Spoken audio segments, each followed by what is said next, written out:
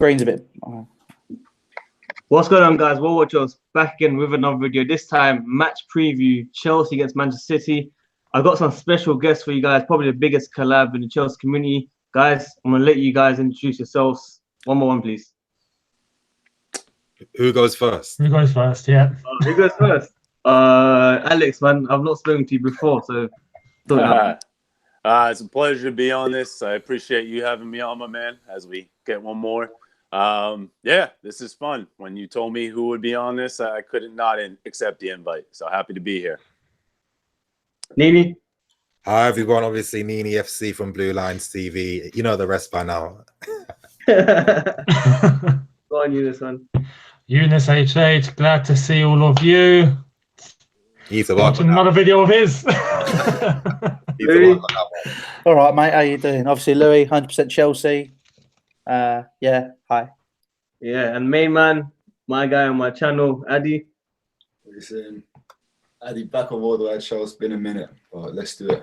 Let's do this. So, where do we start, man? Obviously, disappointing loss against Wolves. I'm sure you guys are not confident against City. I slightly feel, we might get a lucky win or, a draw at least, like still the win. Anyone agree with me? I'm not too sure. I'm not really. I'm just hoping that it's a good performance no matter what happens. Yeah. As long as there's some positives to come from it, I think that's okay. I think coming up against Man City now, obviously we're really just starting our new football development. They're like 3 years ahead now, and I think that yeah, they have that natural advantage. Definitely. What are you guys thinking, Louis? I'm only going for the pub, to be honest, and I can't even drink because I'm working. How depressing is that? Nah, to be honest, the thing for me at the beginning of the week, I said, if you write City off, because like Nini's saying, they are miles ahead of everyone in terms of development, in terms of everything. They just have that. They have the ability to have the natural flair that Pep Guardiola's football incorporates, yet still, have that ability to chop and change and grind out a result. They've got everything. Yeah. Whereas I feel like Nini's saying, we're at a completely different level. This is completely new development, and I think the one thing for me is, I said at the beginning of the week, if we're going to write off City, you've got to beat Wolves. We are now putting ourselves in a position where realistically to keep up with the top six in terms of points and stuff, and not drop any more points, because let's be realistic, we're going to keep dropping points at some point because we're not on a great bit of form. Yeah. We put ourselves in a position where we kind of feel the need. We have to try and get some sort of result.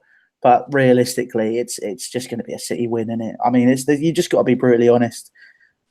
I'm sure something magical can happen. Eunice, man, talk to me.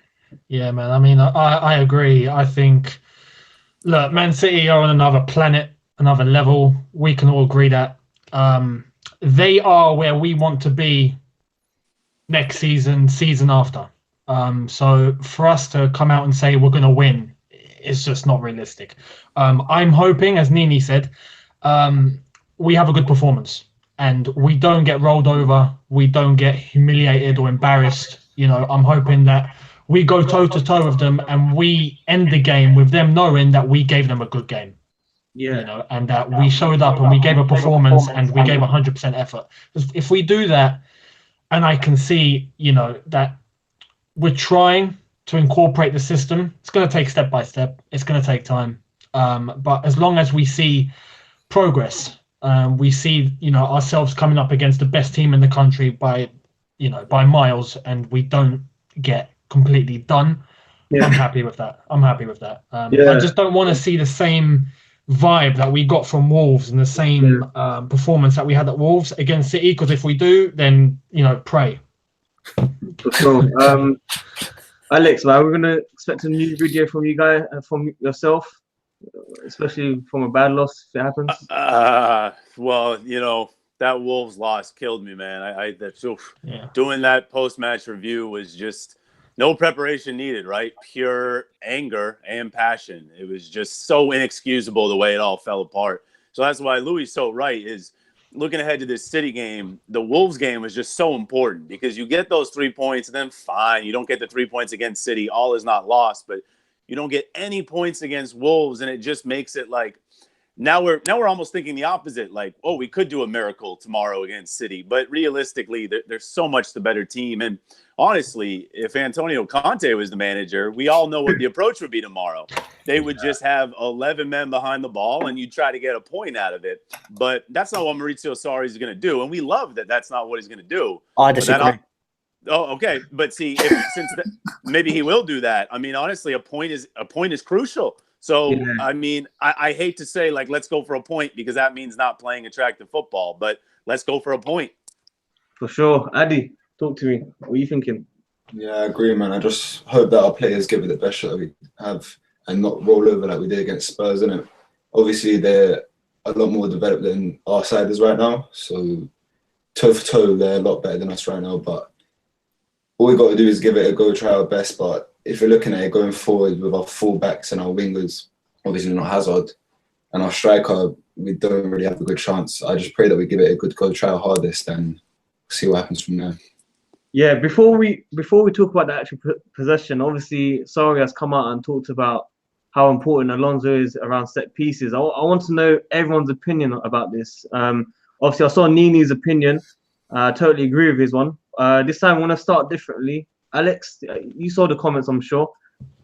What did you think of that comment about Alonso being important? All right, so yeah, he likes him from set pieces. And then before I read the specific detail, I was like, well, hold on. Everyone says Emerson in training can hit set pieces and free kicks. But no, he meant the height for defending set pieces. My problem with that is he always in the right position to defend the set piece? I could argue that he isn't. But honestly, at the end of the day, I don't love that reasoning. Now, I respect the reasoning, but I don't love the reasoning, because you have short players in other positions on the pitch. So you're going to sacrifice production and necessarily quality at left back, but not at other positions. Mm-hmm. By the way, Emerson is not like, I know he's much shorter than Marcos Alonso. He's still taller than a Jordi Alba. I think he's taller than a Marcelo. I mean, there are shorter left backs out there. So yeah. I hate having that be the position where we need someone tall. Like Emerson deserves the start. And if we see Alonso in the starting 11 tomorrow, and now we know some of the reasoning, I just don't agree with it.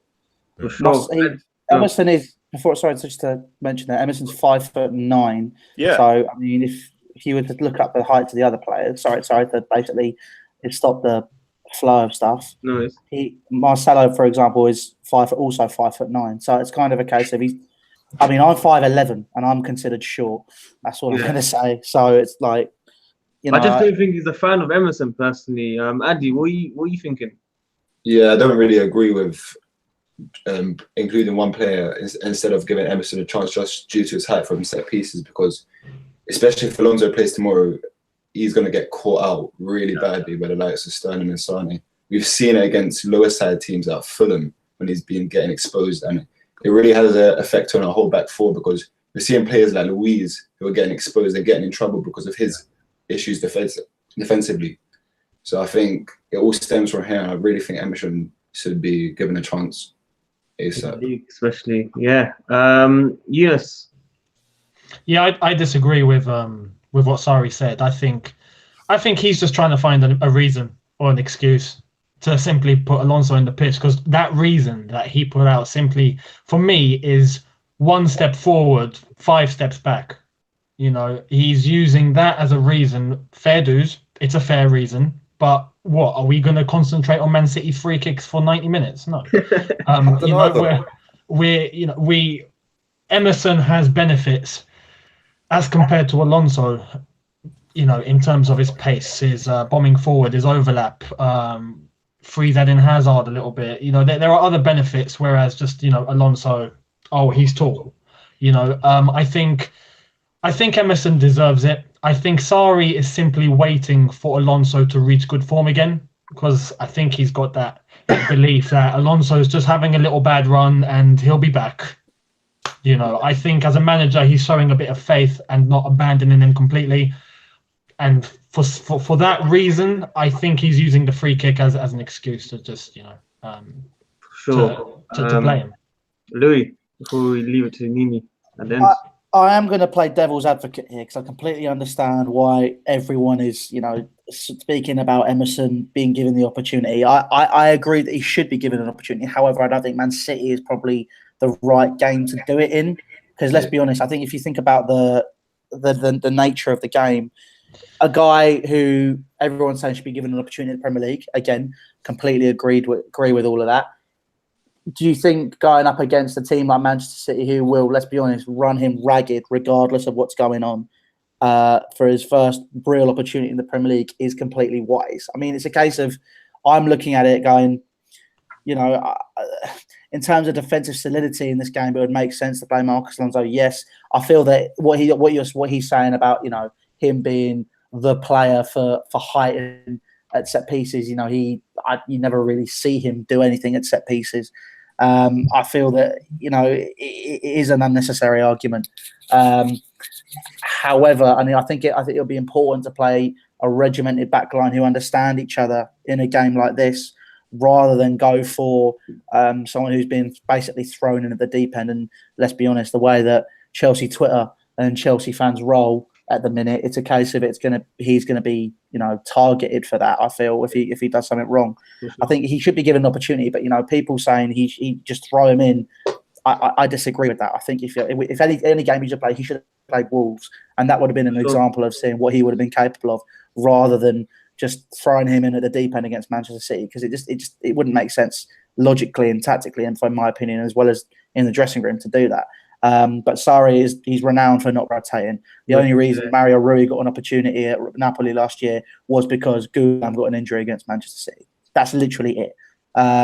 He used around 17, 18 players last year, Sarri, in the Serie A, and it's a case of people asking for rotation. Quite simply, it's just not going to happen unless he really, really needs to. It's just the nature of the beast, unfortunately. Definitely.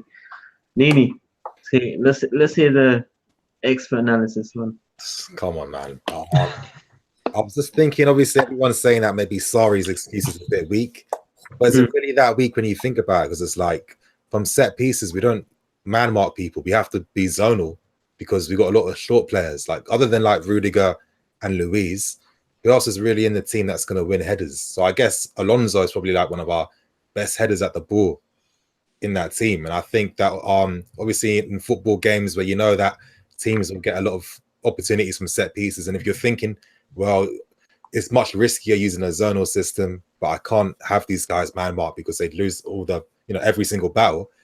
I don't really think that Sarri maybe is making like a weak point. I think that it makes a lot of sense my Alonso is in the team, that for that one characteristic, because I'm sure that he would have liked to have subbed him off for not use him in certain games. But yeah, obviously I think with Emerson, I don't know. I feel like all you guys, I think he deserves a chance. Every time I've seen him play, I like the combinations down the left-hand side. Like, if you think about over the past few years, we've seen that same typical build-up down the left-hand side. Like, I haven't really even seen it change now. Sarri's here. It feels like it's the same, like how it was with, Ponce and Mourinho as well. But when Emerson comes on, it's like, because he's able to like carry the ball, and get past people, it speeds up the play even more. So I think that's what I like that he brings to the team. And I think that it could help Eden Hazard even more if he's got proper support out wide, because I think a lot of us feel that, he does drift way too wide at times. And it's like, when you saw how this guy play at the start of the season, when he's like making runs in the middle and, doing a lot of his best stuff, essentially, he's not really doing it as much now since he's come back. For sure. Yeah, I just want to branch off of what Nini said about it's not that weak of a point or excuse from Sarri, and I would agree with him. It is legitimate. You do need people in the box with height. However, it's kind of funny. Marcos Alonso loves giving up some of those free kicks because he's slow and clanky. So if you don't have him on the pitch, maybe you wouldn't give him up and you wouldn't need him as much. And then, in all seriousness, it is a double-edged sword, because fine, you take Alonso out, you lose a little bit of height. But as Nini was talking about with Emerson, you might gain some chemistry with Hazard. So you can look at it in a positive way as well. But would be throwing him into that game be the wisest decisions? No, I agree with that. Post-Man City. Yeah, Louis, I agree with that. Like, that is probably one of the better points to not play Emerson tomorrow. He's not a youngin. Like, I wouldn't be concerned. I would really be concerned if he was 18 years old and that was the first time you were throwing him in. But he's been around, so I'm not as worried about his confidence. But I do understand if you're going to debut him after all of this time, maybe tomorrow is not the best scenario. But still, once again, you got to give something to get something, and I would still do it. Yeah, I was gonna say it leaves. I literally think it's a question of if Alonso's going to play the way he did against Wolves and the way he did against Fulham, got nothing to lose. No. That's what I think. You know, so throw him in there. It's like the day when we threw Callas in against Liverpool, and people were like, Right. "Whoa." Yeah, but I think the difference is he was forced to do that, Mourinho. I think that's the the only reason we'd see Emerson play in the league. I think it's just he has to be forced. Sardi's gonna have. You know, I reckon Sardi's like role for left back. I think it goes Marcus Alonso, Azpilicueta, Rudiger, David Luiz, Cahill, the Chelsea kit man, and then Emerson Palmieri. I just can't see it happening, unfortunately. For sure. I was gonna say, obviously, the one thing I can say, Alonso's been playing every single game. This guy must be tired, and obviously, the only way I could see Emerson playing was if Chelsea actually control the possession tomorrow, which goes to my next question. Do you actually think we'll control the ball at home most of the game like we usually do against teams at home? I don't think so, personally. And also the height of Man City is a question. Do they have many tall players, first of all? Taller than before. I think they were quite renowned for having really small players, but you know, I mean, they don't have Yaya Toure anymore. That's for sure. It's still quite small, except their centre backs. Yeah. Okay. So possession-wise, do you guys feel we can actually control the game? Personally, I don't think so, which is why probably Alonso will most likely play, because we're not going to be attacking the left or giving the service to Hazard, or I'm not expecting the ball basically. So it's going to feel like we're away from home, and it's going to feel like a Conte performance. Personally, I think we'll attempt to. I don't think Sarri will set us up to sit back and just allow City to have the ball. I think he's going to try and get the team to go toe to toe with City, the same way Liverpool did, the same way Lyon did. To just teams that are not willing to just sit back and to try and take it all in and try and take all that pressure, but to actually try and reverse everything onto Manchester City and pile on and press. I hope so. I think that's what Sarri's going to try and set us up to do. Now, whether the players are capable of doing it against City is another question, and we'll find out tomorrow. Yes. But I agree with Eunice. I think we've been facing teams that have been using this like mid-block tactic against us. I think we're going to be the team to use that against City tomorrow. Of course, whether it's going to be effective is going to come down to, are we a team that can score from that one chance we create? No, we're not. Is Giroud going to provide that? Morata? Most definitely not. Hazard, is he going to have the opportunity to do that? Well, it depends on the team if they're helping. Is Marcus going to help with that? We know he's not.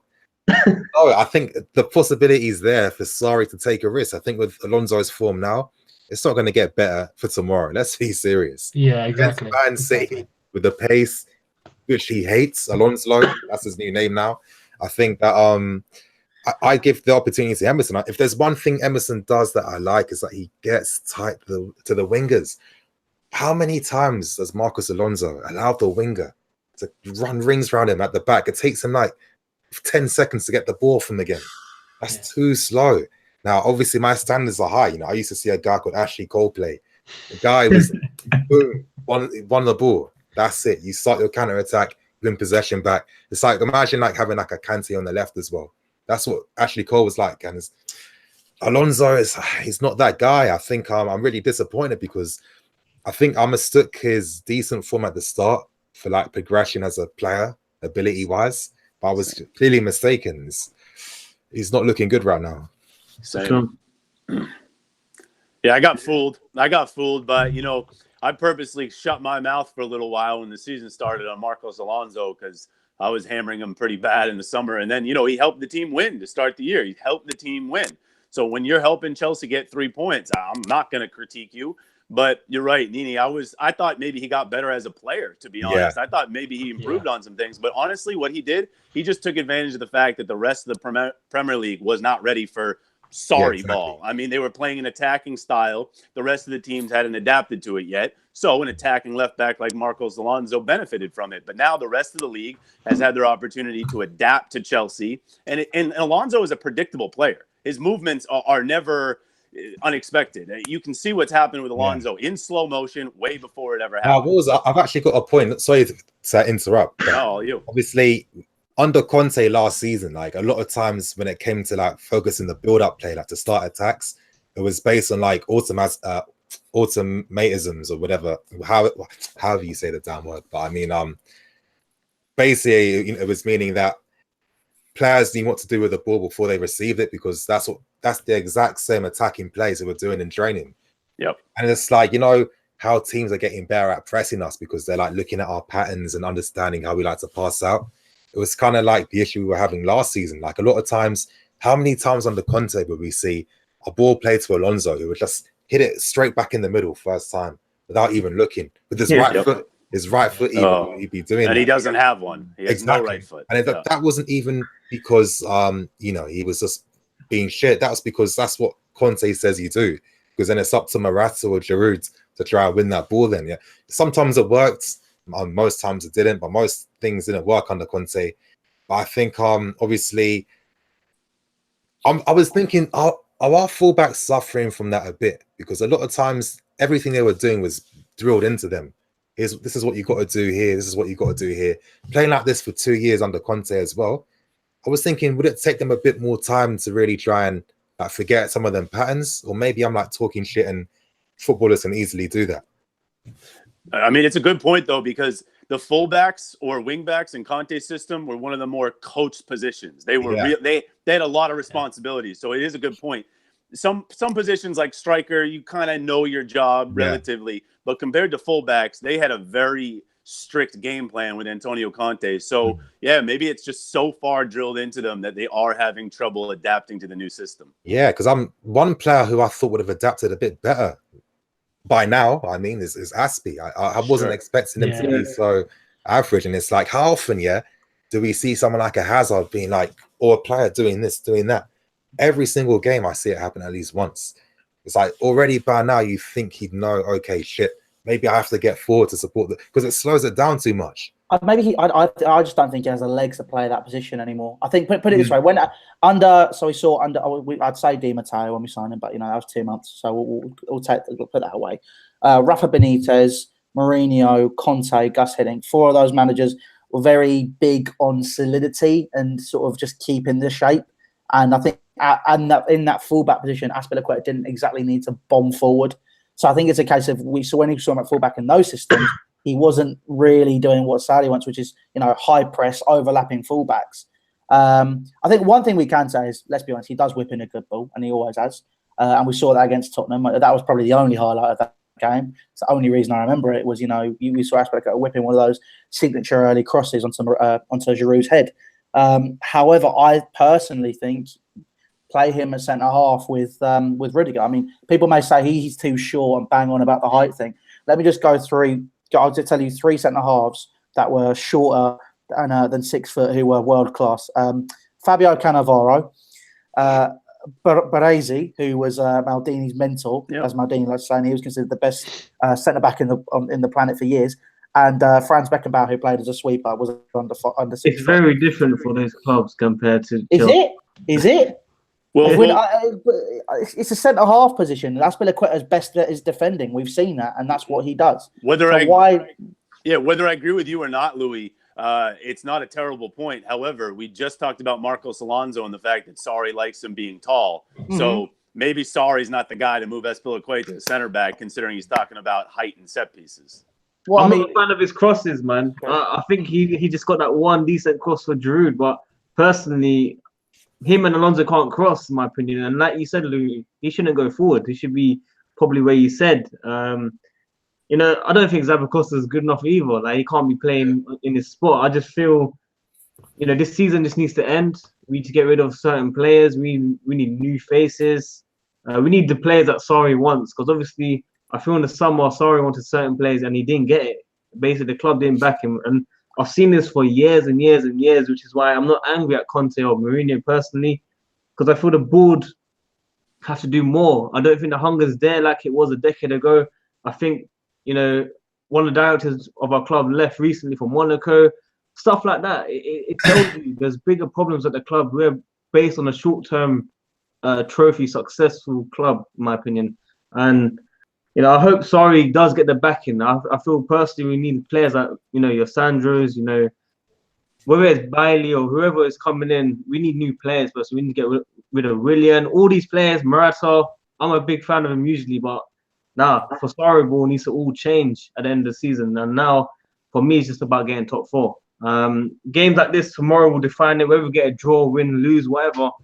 Let's just see what happens, man. But back to the actual question: who in the midfield? Who's the 3 you'll be using against City, in your opinion? We'll start with Addy because I've not heard from you last question. Well, obviously, I'll start with Jorginho. Kante's got to be on the side because, come on, let's be realistic, he's never going to be dropped. But recently, I don't know what's really happened to Kante. He's lost the ball a lot. Like against Wolves, I couldn't even count how many times he lost the ball. I didn't know what was going on with him. And then the third player, although I would love Loftus-Cheek to start due to his attacking threat, I really just can't see it happening. I think he's going to put a little bit more of a passing midfielder in than Kovacic, which could work out as well because there's a lot of times when Kovacic is being pressed high and he's able to get out of those type positions, just dribble away from the players. So it could work. If it doesn't, we can bring Loftus-Cheek on, hope he can get a goal or impact the game offensively.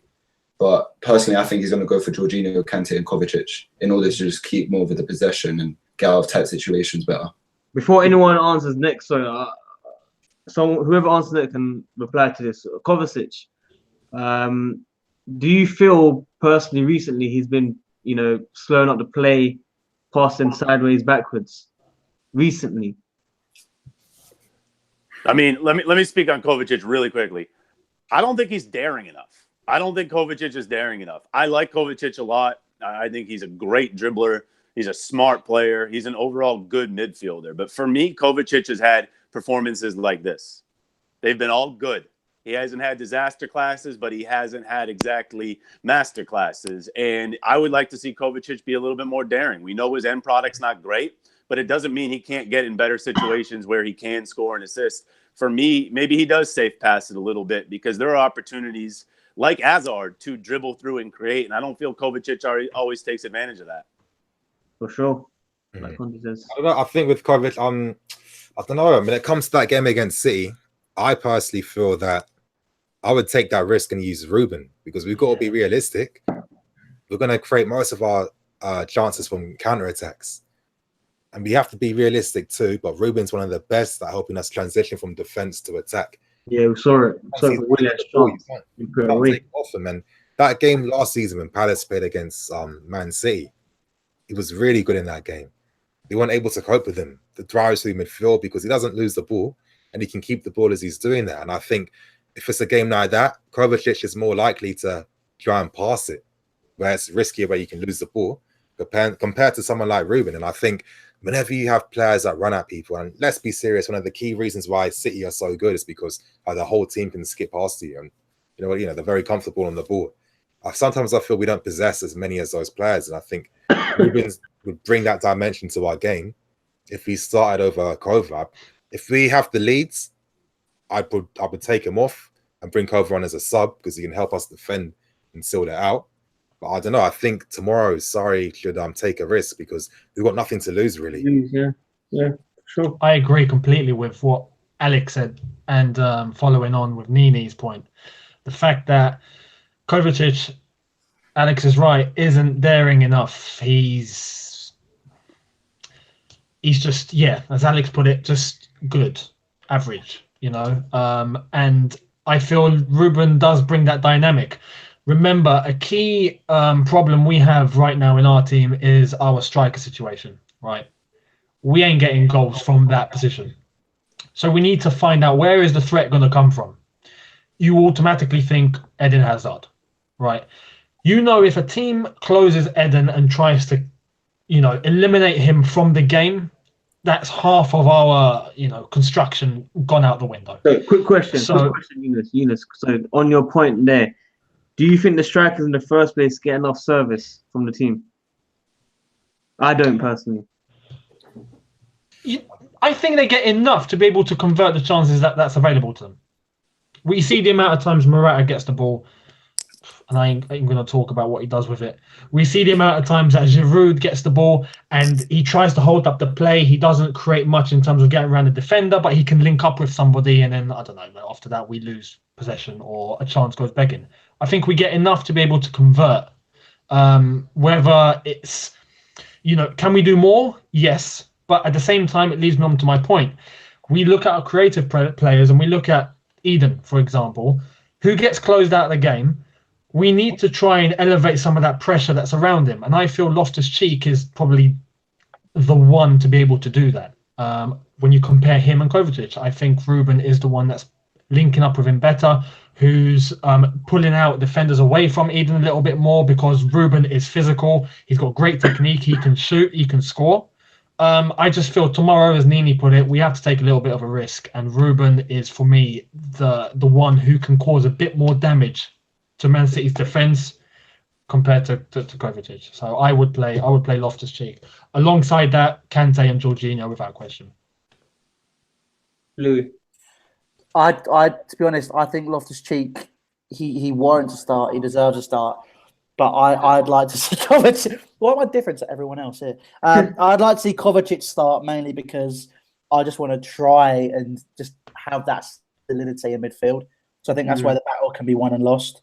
I definitely would consider playing Ruben Loftus-Cheek later in the game when people are a bit more tired and spaces open up, because he's big, he's strong, he's fast, and those driving runs would definitely cause problems to Man City if he's there later on in the game, because I think his legs would be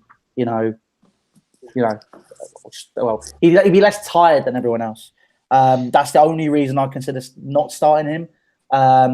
But I think I agree with everyone else where Nini made the point, especially, we ain't got anything to lose. We haven't got anything to lose. Just start him. Why not? I'd personally start Kovacic mainly because of, his physicality. I think that's pretty much the only reason that I would start him over Ruben Loftus-Cheek, and just the fact that he has that pedigree in Europe as well. And, I just think, it may take that little bit extra in a game like this, of having the understanding of a higher caliber of team and player. For sure. On to my next topic, two defenders in the middle. Obviously, David Luiz has been blamed for many things. I don't agree with all of them, but a lot of people wanted Christensen, which I don't think he's done well personally as well. I want to hear all of you guys. Two centre backs for tomorrow. Who should start? You know what's funny? The last few games, I was saying, throw Christensen in there. Why not? And I have to admit, he hasn't cut it. He hasn't been up to par, and I don't know why. Because I believe he has that potential. And then it makes me look at David Luiz and I think, who's the more solid? And we have to say David Luiz out of him and how the way Christensen's been playing. Rudiger for me cements it. Say that again. Gary Cahill? Never. Come on. Come on. Not even on FIFA. I would have to go with Rudiger and David Luiz. As I said, I believe Christensen has it in him. I just don't think he's ready yet. And the chances he has had recently, he hasn't been performing well. So I think it's best that we go with two defenders that understand each other the most. And I believe that's going to be David Luiz and Rudiger. Yeah, I agree on that, to be honest. Christensen hasn't been up to par for me this season. I think even when he's played in Europa League and against teams like Derby, I don't think he's been good enough. He hasn't been good enough on the ball. He's lost possession sloppy a few times.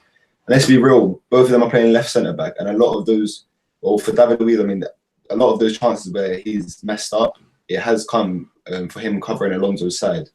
So it's not all down to him. But another thing as to why David Luiz should be starting is because it's like, literally is like having a second playmaker in your team. We saw it against Liverpool when they were pressing us high. The amount of times David Luiz just played that long ball over the top to Willian and opened up Liverpool completely. So I think with his passing ability, it will be effective in this type of game to get us out of tight situations. So I think it definitely should be Rudiger and Luiz. I agree. I think with Luiz, of course, obviously, as he was saying, his ability to play the ball out really helps us a lot, especially against City, because we'll create a lot of counter-attacking opportunities against them. So that extra quality is going to help a lot. But yeah, as well too, you know, I definitely think that it's our fullbacks that aren't helping our defense, because now with how we defend off the ball, it starts from the top, goes right to the bottom. Like the defenders is like the last defense. So it's like if they have to leave possession to go out and close down the space left by Alonso or Aspie, it's not going to be good. And you know, let's be serious too. It's not as if, you know, Luiz and Rudiger are like expert one-on-one tacklers. We've seen Rudiger do a few things where, you know, he hasn't won the ball back properly. But I think obviously we notice it more on David Luiz's side, because obviously Alonso is never there. And that's because teams always attack down the left-hand side. I mean, that Spurs game, obviously, I watched it again. I watched it twice. It was ridiculous. Like every single time they were going down that left-hand side. So it was natural that it was going to affect everyone. So I felt it was harsh when people tried to blame it solely on Luiz, because my point was always, well, let's say if Luiz won all those tackles, are we still winning that game with how we were beaten tactically by Spurs? Like, of course not. It wouldn't have made a difference. So, yeah, I think that is obviously got to be Luiz and Rudiger. But one more thing too is, I don't know why Sarri only gives Christensen B-Tech games. How is he going to get up to speed with things if he's not really getting the opportunity to? And I think too as well, I don't know why Christensen's always on the left-hand side and not the right. I don't understand that. So I'm going to show you that's going to affect his passing a bit too. He's playing against his stronger foot. Yeah, I'm glad Nini said, why is Christensen getting those games? You know, and it's a good point. So, I mean, it's funny because I understand it. It's senior. Like David Luiz is way older. Once again, he is clearly Sarri's preferred choice over Christensen. But David Luiz is getting 10 games to prove himself, and then Christensen's getting 1. And the moment Christensen doesn't do something well, he's way down the pecking order again. Now, with all that said, and Nini and I are way different on David Luiz. I agree with everyone. Tomorrow it does need to be David Luiz and Rudiger. It will actually, no, hook me up to a polygraph test and I'll tell you it should be Ampadu and Rudiger, but that's never going to happen. So David Luiz needs to start tomorrow. More importantly, Christensen right now, guys, I'm worried about his confidence. I mean, he is a player right now that looks low in confidence. Yeah. So if he didn't play well tomorrow against Manchester City, we could be ruining this kid. So you keep him away from this game. And if Chelsea do have any shot of winning, they probably do need David Luiz's leadership and his passing ability. And just the fact that David Luiz is not going to be fazed by the fact that they're playing Manchester City. Andreas Christensen right now might be fazed by the fact that they're playing Manchester City. I don't have a lot of confidence in Andreas Christensen's confidence, if that makes any sense. So tomorrow it's David Luiz for me. But beyond that, I do want to see if Christensen can get in more regular Premier League games, because that's the only way you're really going to figure out if Christensen's good enough. Half of my thing has been more just not trusting David Luiz, not necessarily being that enamored with Christensen lately. You guys are all right. He's been underwhelming, and he makes you nervous now. So tomorrow's not the day for Christensen, but stop giving him small little games. He's got to get some Premier League games sooner rather than later, besides Wolves. Yeah, I agree. I mean, I keep saying it all the time in videos. When you look at Pep, the guy constantly rotates.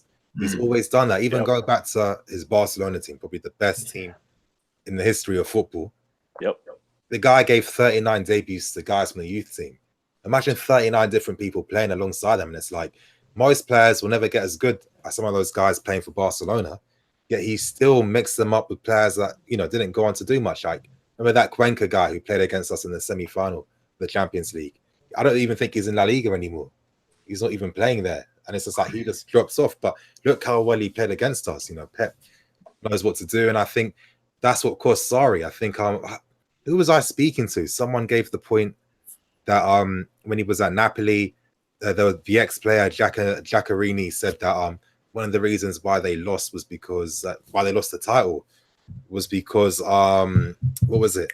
The lack of rotation. He said that anytime you know, by the time it got to the end of the season, people were tired, and when it came time to use the squad players, one, they never had that full match fitness because they haven't really played that much, and two, obviously they weren't really up to speed with things because they've barely been used. So I don't know. I feel like we're seeing small positives now. I think Sarri's been rotating a bit more. Obviously, a few more players have played in the league now.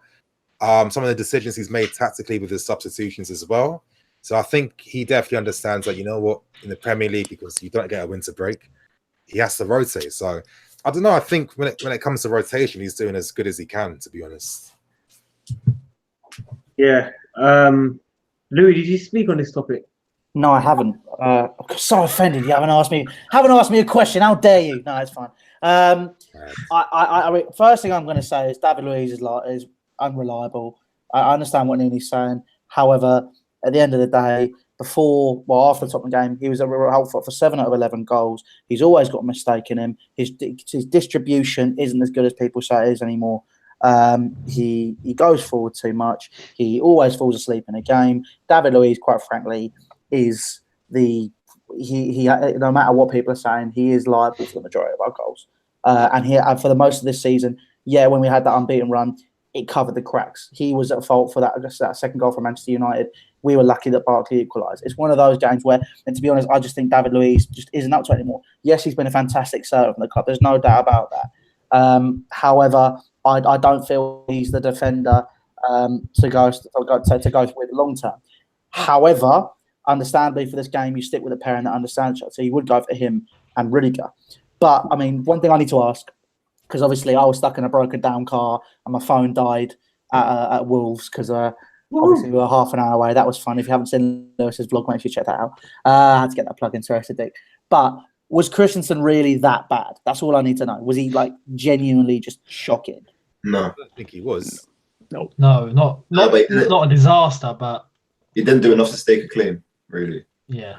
Yeah, but did he make a mistake where it was cleared up and then obviously the goal came from that, no?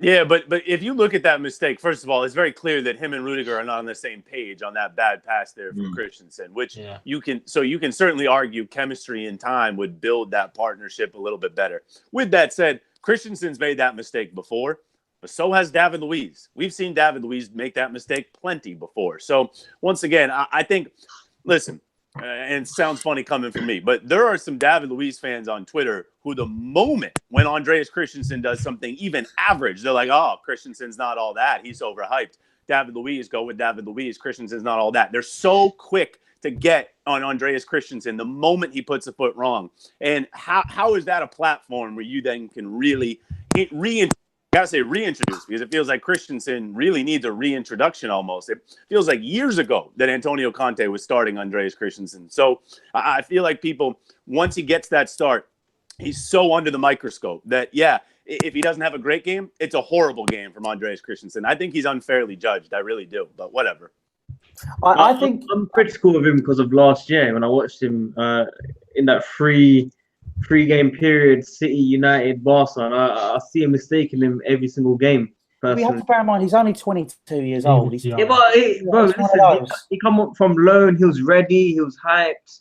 Like, he's got so much talent that he should be able to perform. Yeah, but you can't go for that straight away. You fit. That's not fair on him. But you have to remember as well, it's the Prem. That's the same logic with all the Chelsea youth. Why did not get a chance? John Stones. What happened to him? Look how he's developed because he's been given time. He was given time in the team.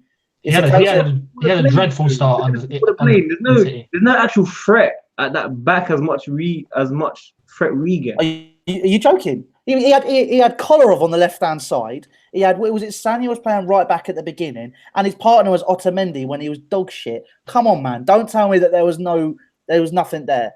I think the biggest thing here is you've got Rudiger, who's probably, in my opinion, the most underrated centre-back in the Premier League. You've got a defensive coach in that back line, Azpilicueta, again, before this season, was probably, I'd say, well, he was the best centre-back in the world, statistically, if you look it up last season. You've then got Marcos Alonso, who, yes, we can all agree on is, we'll forget about that. But, you've got Gary Cahill, who's won a Champions League, who understands what he's doing. If you give that kid time in that squad, if you look at it realistically, if this is a project, as people like to put it as, you put in the younger guy who could potentially go for a longer period of time. David Luiz is a short-term fix, and it's not good enough.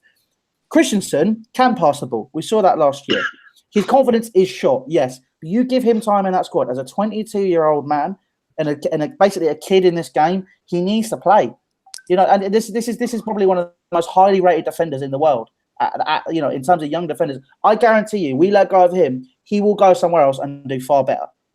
100%. Guys, the debate is if David Luiz was a different type of defender, he was one of those boring but sturdy defenders that never made mistakes, you would just say, all right, maybe you just want to go with the player that doesn't make mistakes.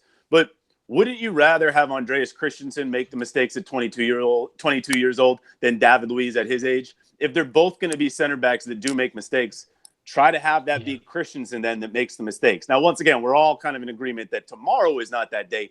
But overall, I want Christensen to learn from those mistakes and develop from them on the pitch. Yeah. What if David Luiz learns and develops from his mistakes? What is that going to get him? He's not going to become this new defender at his age. So I would much rather Christensen make the mistakes so we can at least see if he can rebound from them. The only reason that David Luiz worked in that season that we won the league was because he had two solid defenders next to him. And he was in the middle, and he could play almost like a CDM type player in that system. And this is it. So that's why he worked there. I think other than that, we saw him in a two-man defensive system before he went to PSG as well. The same mistakes have kept happening. He had that one solid season because he had two decent defenders next to him, and now we're just seeing it. Come on, Nini, you can't say that there was not a mistake in David Luiz every single season before he went to PSG, and there isn't now.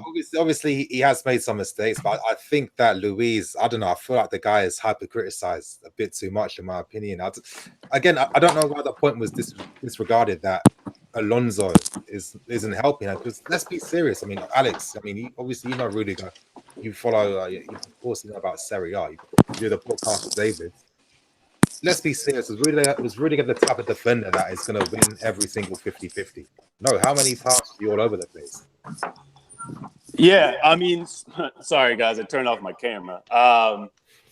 In fact, Nini, come back to me. I just want to make sure I don't lose power. Yeah, I was saying, obviously, with Rudiger, when he was at Roma, he had a mistake in him. How many times did he miss a 50-50 tackle? How many times was he out of position at times?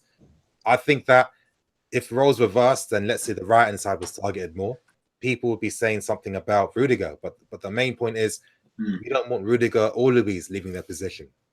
They have to stay central, which they're very good at. But when it comes to going out wide, they're not perfect. So it's like, this is why it's more down to the fullbacks. Because as I'm saying, when we defend off the ball, it starts from the top.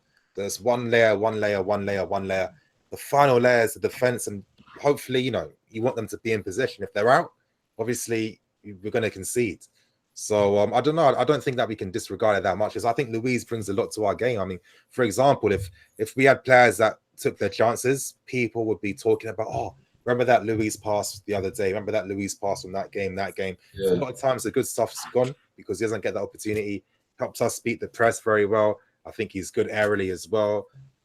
He always knows where to find the right player. For example, your Hazard up the pitch somewhere, you know that Luiz is going to find you, and you know that obviously I can be here because I know Luiz is going to play this pass here. I think he provides and the leadership as well. I think it was quite harsh to say last season against with Conte. Number one, he didn't play that CDM role, and obviously as well, he was the one that was marshalling the entire defense. It was his constant communication, and in a way, it might sound crazy to people, but for this new squad, he has become like a John Terry figure so far. All the players look up to him. He's like the leader. And you guys got to give me 1 second. Someone's at my door. To counter every single one of those points, then, he can pass the ball. Still can't defend. Again, this is something which we've gone over, and I understand he's looked up to in the squad. As a John Terry-esque player. As a John Terry-esque player, what did John Terry do in that final season of his career? He took a back seat and kind of let the team develop, which is what we need to do. David Luiz, I understand he can pass the ball. I understand he's decent aerially. I've not seen him win many 50-50s this year, to be honest. I think most of the passes he's made, short ones especially, have gone awry. I'm sorry, but I think that this goes against everything which everyone has said for ages. Having a defender at the back just because they can pass is wrong. The first rule of defend is in the name. It is to defend.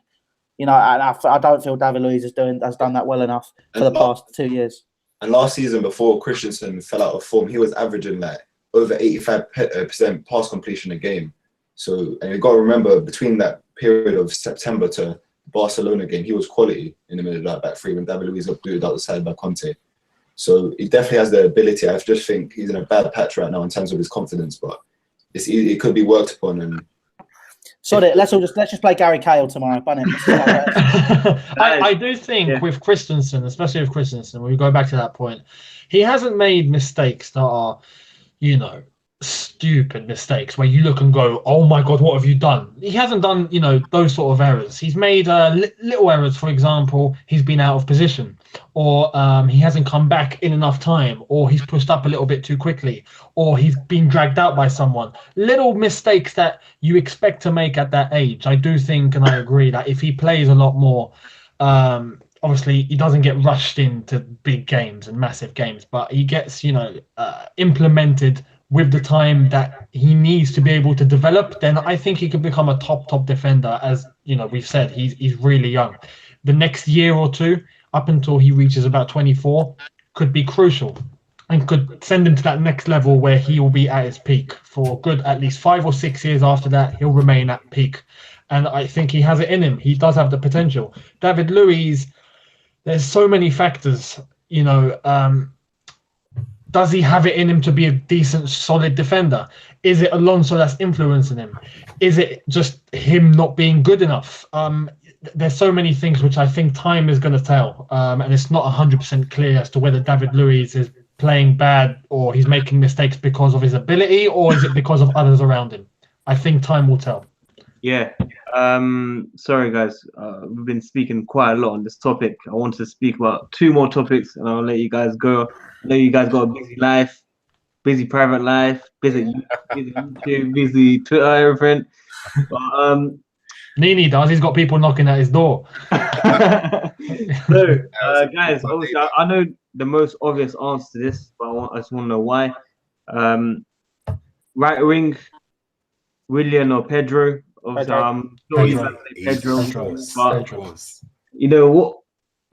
Next question. With Willian, like in terms, I mean, there's been a lot wrong with him, but what has gone wrong properly this season? I'll summarize it.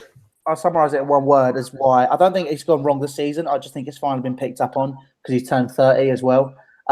You have a lot of people sitting at Chelsea who've been going for quite a few years, look at Willian and go, oh, he does a lot of running, mate. Yeah, he's a proper good player, proper Chelsea. He turned down Tottenham. We fucking love him. Yeah, we love it. We love him. He's been a great servant. However, his output as a right winger in terms of assists and goals has been shocking for years. Look, someone brought up the stat to me that he has made the most goal scoring opportunities in the Europa League. I'm sorry. Wouldn't you expect someone of that caliber to also of like a Chelsea club to actually get in and be in that ranking? You know, we have Champions League quality players in that squad. Willian is a Champions League quality player if you like someone who does a lot of running. However, you know, his output in terms of those primary statistics is rubbish. It is as simple as that. He's just not good enough. You look at Pedro, who also does a lot of running. He's almost caught up to him in goals and assists and all that stuff. And he's been here for literally half the time. Yeah. End of discussion. That is it on Willian. He got no defense. You know what it is? Like a couple of seasons ago, I see everyone saying Willian over Pedro, and this it doesn't make sense. Like he's been below average for years. Like why is it taking until now to say, oh, Pedro over Willian? Willian scores good free kicks, doesn't he? It's as simple as that. That's pretty much it. That's the stat. That's why Willian. Alex, man, you're waiting to like just let it out. I'm just gonna ask you, let it out, man. Wow. Willian, man. I mean, I'm so glad Louis talked about Willian's work rate. This work rate I always hear about. What a myth that is. Have you ever seen a player sulk more than when he doesn't get a foul called? You know, it's funny. There's these people, these contrarians, right? These Willian fans as well. And I'm not trying to attack one fan base, but they always try to point the finger at Hazard, right? They call him egotistical. They think that he sulks or gets frustrated and doesn't run. Get out of here with that. When Hazard actually does really make like when he knows it's a bad turnover, he'll actually chase that ball down. Have you ever seen what Willian does?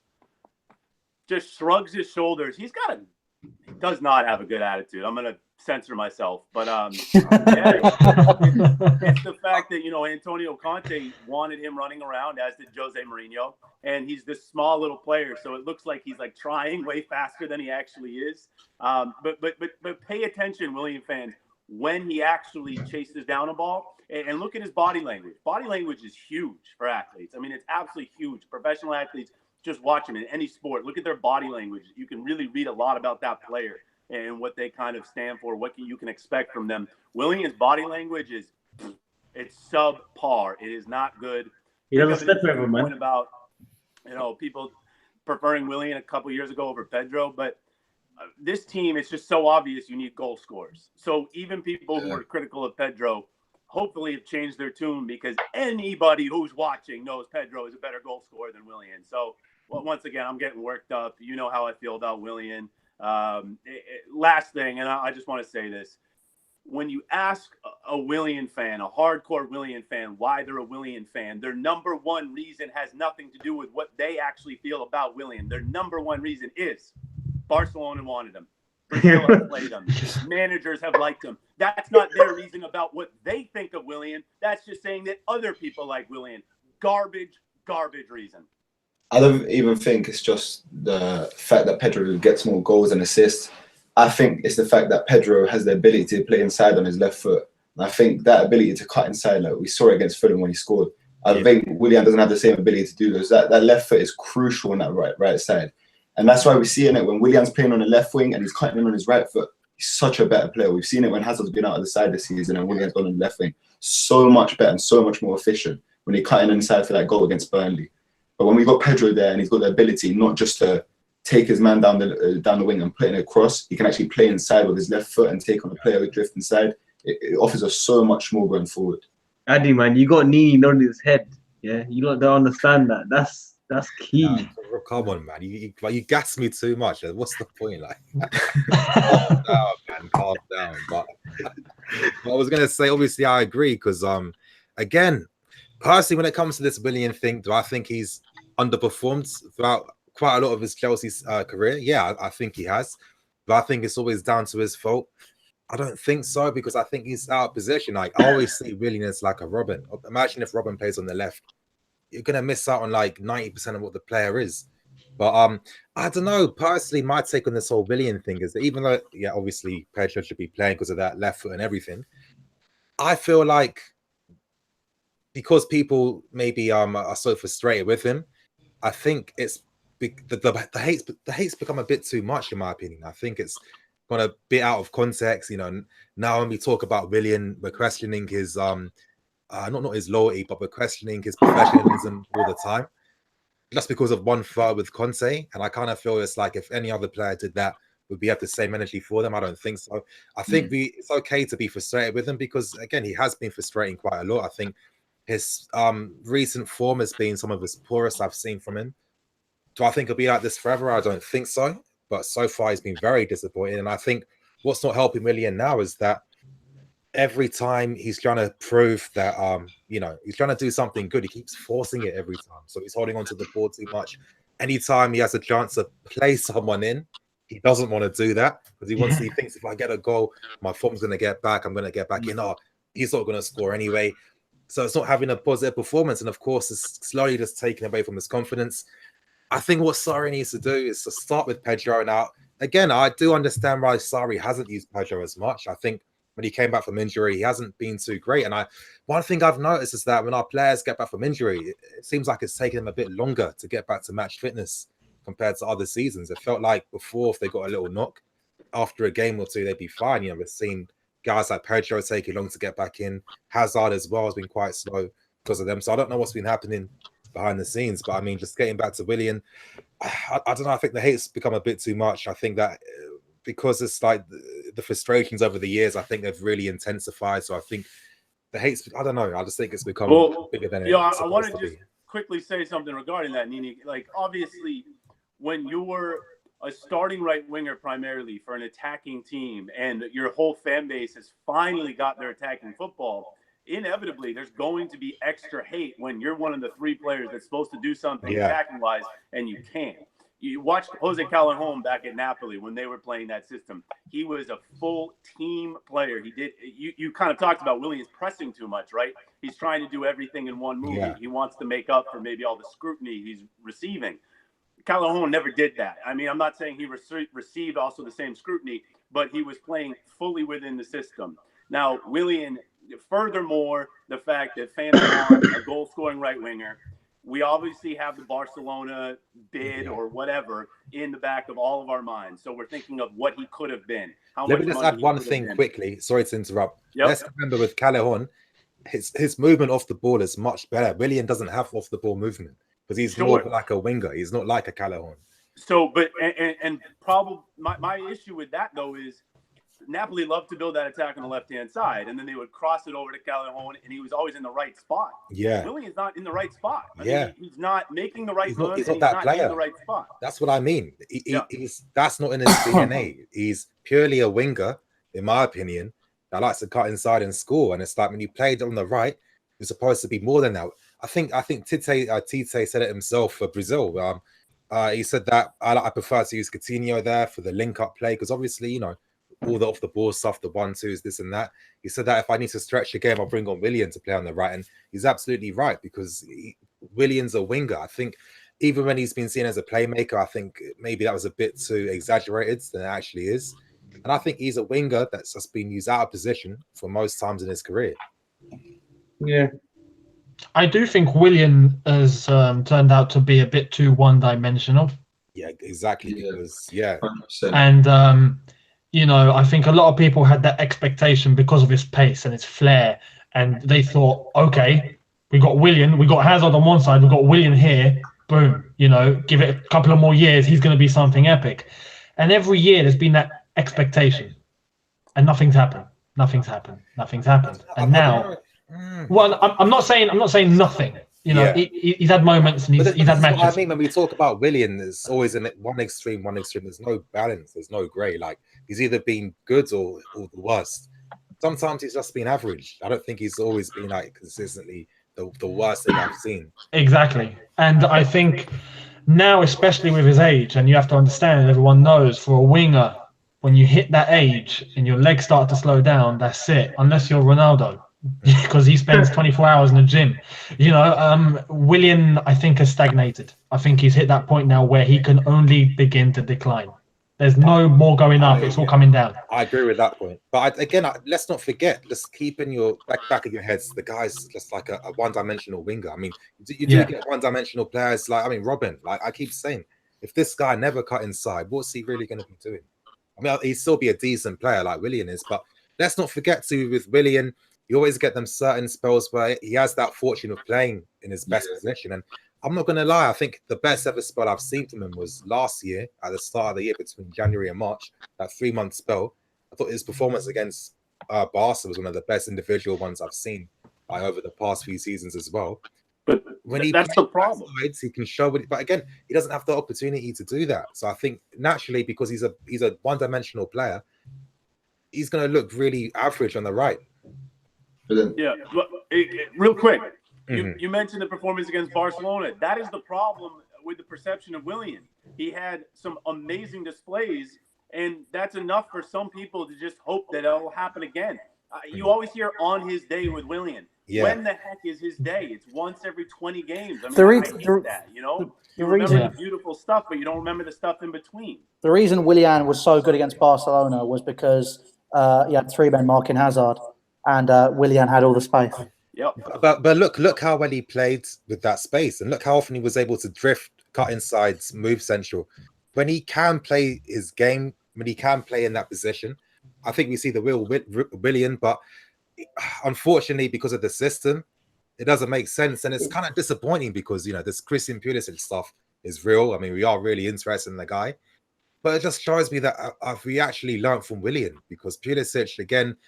I don't know. I kind of feel like, again, it's not a disrespect to American fans. I mean, let's be serious. I think it's complete nonsense when people have these like cliched ideas about American fans. But I mean, I just think that Pulisic would be better if he was on the left cutting in.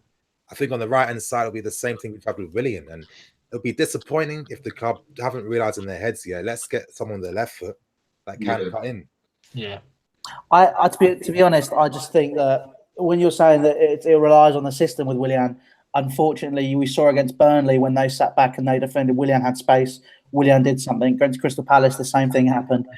Unfortunately, it's not down to our system, it's down to how teams press us. Willian is far too indecisive.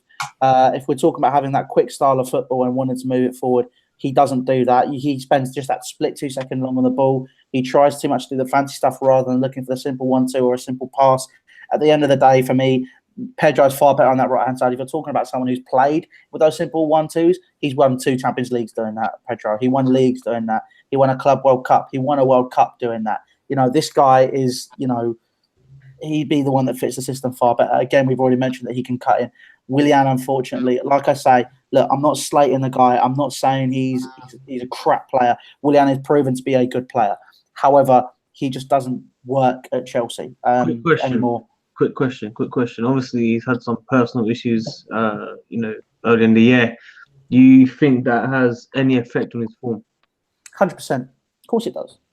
We saw, to be honest, credit to him straight away. I want to say that. Having been someone who has lost a parent, it is very, very tough. And to do what he's done and literally came back after a couple of weeks, did what he did against Hull, did what he did against Manchester City. In that season we won the league a couple of years ago. It's something which was truly amazing, and credit to him for that. I don't know if it has a knock-on effect 2 years on. It might do. It does. It's definitely something which is very difficult to get over. However, I don't know. That's put him in an awkward position. We're humans, man. Yeah, of course. That's another thing I want to touch on. A lot of the hate he's been getting. I shared a tweet. I swear I saw some screenshots a couple of days ago. It's vile. That was out of order. That was absolutely bang out of order. That was disgusting. It's been non-stop. This is what I mean. With Willian, there's no variation. It's either one extreme or the other. I just kind of think I don't understand why. I think it's because he's been given the scapegoat role. Because let's be serious, we've all felt for a while we need someone down that right-hand side. Now, as everyone's been saying, obviously, Pedro's better on the right-hand side for that left foot because he's much better, etc., etc. Now, we need someone that suits that right-hand side, which we've never had. And I don't know, people think that, Willian's the reason we don't get better players.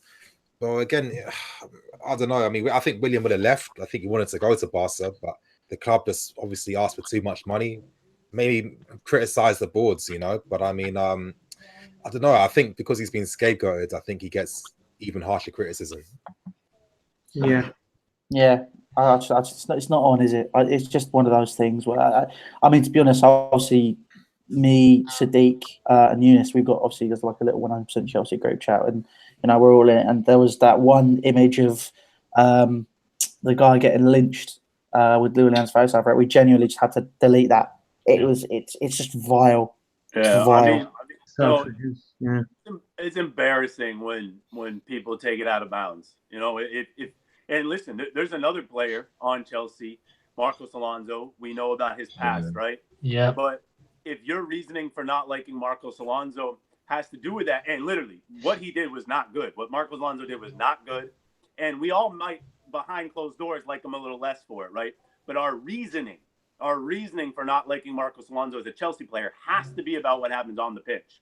The same way, if you're going to critique Willian, you have to keep it on the pitch stuff. The moment you go out of bounds, you lose all credibility with your critique. Yeah, I can be annoying, right? Because I constantly talk about Willian, but I'm never going to step out of bounds because the way I critique Willian is about his on pitch or sometimes his body language, but it's all about on the pitch as a Chelsea player. If he does, obviously, if he makes it to a headline or to a TV station, fine, but you don't go out of bounds with your criticism. And the people who wrote that and did that vile stuff lose all credibility as fans. No one should ever listen to their opinion again because they showed us they cannot just keep it about football.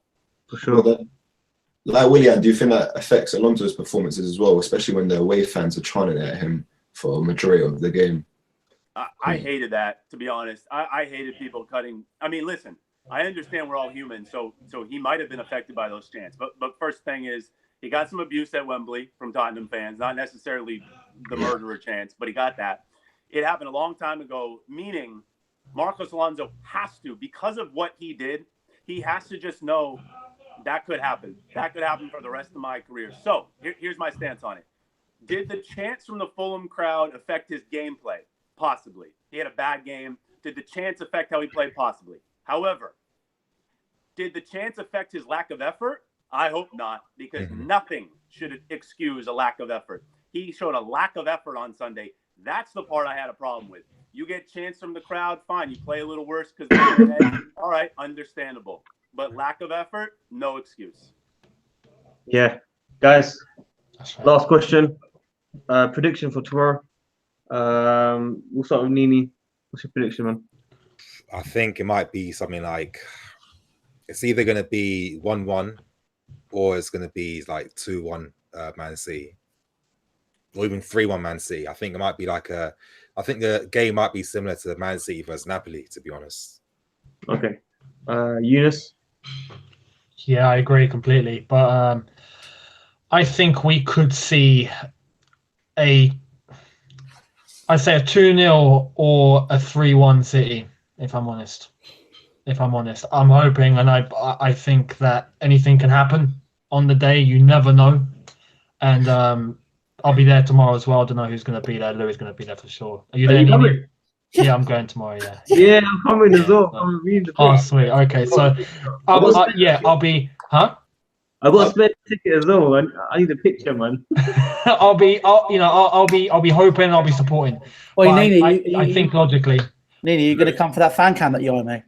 Yeah, 100%, bro. Yeah, not going to bottle it this time. that was hell. I was in the pub, one beer, and then you forget. Then Yeah. This guy, one beer and he's gone. God, lightweight. Louis. Right, I'm going to 17-0 City now. Maybe 1-6. I think I'm going to be say 3-1, 4-1. I just think 4-1. Wow. We're gonna see memorable classic 100% Chelsea tomorrow. Then No, you won't. You won't see it from me. I'm just going to sit there and go. We Oh, lost. don't worry, I'll be there tomorrow. I can make it happen. No, he's going to stop himself. He's going to do classic Southampton. Look at me, go, When inside, he's just laughing, going, "Oh my God, I'm getting you." This is not actually how I operate. That's why he's left and I turned up, because we're now. It's now a dictatorship, unfortunately. Yeah, Alex. I'll go with 3-2 City, but it's not going to be as close as it sounds. Maybe Chelsea get one back late, but City will control this. 3-2. Let's go for that. Let's go for that. Ali. We'll be optimistic and say 2-1 Chelsea. Hey. Sorry, I'm going with you. I'm 2-1. but I'll never predict. I don't want to ever predict Chelsea to lose, innit? Sorry's been studying this guy for years, innit? So let's hope he understands his methods of play and how he's going to set up against him. He does a lot of tactical analysis during the week. I don't know. I'm just being optimistic. We've got to hope. Yeah. You know what? I think optimism should be respected. Fair play to that. Yeah, definitely. Look, I'm quite renowned for getting predictions wrong. I think we can all agree. Let's hope I'm wrong. Yeah. Sarri has lost, I think, every game against Pep. But I'm telling you guys now. Yeah, and he preached about that in the press conference as well. Oh, So- that was embarrassing. It ends tomorrow, guys. It ends tomorrow. He's gonna win somehow. Luckily, I We'll think still get some chances, man. 2-1. I'm with a 2-1. Guys, give out your last message, man. One by one. obviously expect the match review tomorrow. Yep.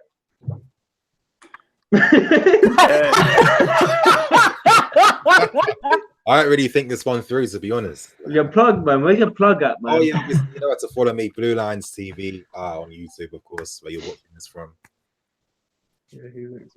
All right. I mean, yeah, I'll do a match review too, as well. Why not?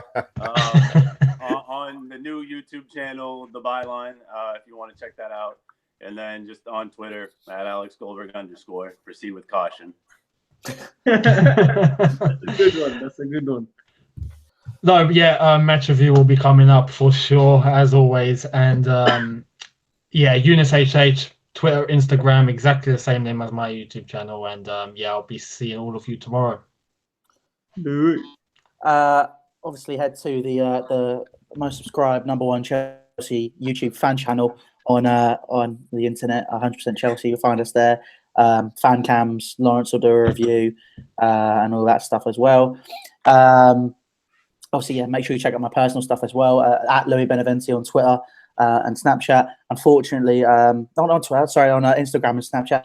Fortunately, Twitter thought I was under 13 years old, So I have a new Twitter, which is @Louis_Beneventi.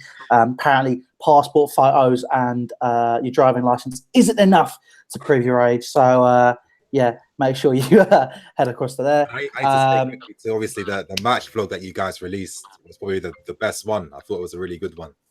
Which one? The match vlog of the Wolves one, the last one. Yeah. That sums up that sums up why we're fans and why we go to games. You know, I thought I just thought it was good, and I don't get these old heads that have an issue with vlog. Honestly, I don't get it. I don't get it either. We just crack on. Obviously, you know, we're doing what we're doing, and you know, we have an audience for it, which we're very grateful for. And obviously, you know, Lewis trekked through. Well, he walked down the M5. He went across the M5 as well. He went across the muddy field. He then got a taxi to the ground, which took him 45 minutes, and he still got there in time for the second half. So, sorry, we put our team in a different way. That is commitment. Mate, I was watching it in a car which had no heating on. I was stuck on the M5 for 2.5 hours. Crazy. Yeah. Addy, man. I see you, man, at the game tomorrow. Try to get a video of Sadiq done after the game. Yeah. You might as well just jump in my videos. You might as well just come in my match review and just everyone just. We're all gonna be there.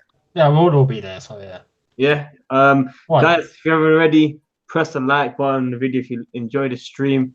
Obviously, everyone's channel is in the description right now, so you can actually go subscribe to each one by one. Everything Worldwide Chels. I hope you enjoyed the video. Make sure you subscribe, press the bell notification, like the video, and yeah, I'm gonna end it here, man. Worldwide Chels, I'm out. Enjoy the game. 2-1. Come on, Chels. Yeah.